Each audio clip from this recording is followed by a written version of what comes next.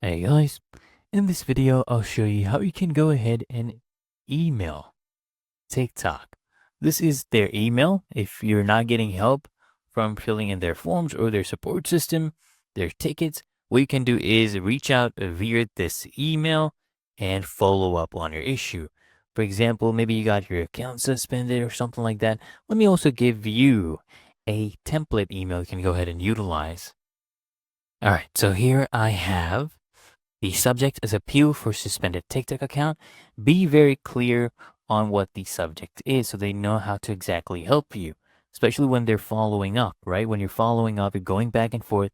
So here I write, Dear TikTok support, my TikTok account, enter your username, and explain the problem. It was recently suspended, you're unsure of the reason, you always follow the community guidelines, and you believe this may be a mistake. This is just an example. If you have other issues going on, you can follow along with this. Make sure you have your username here.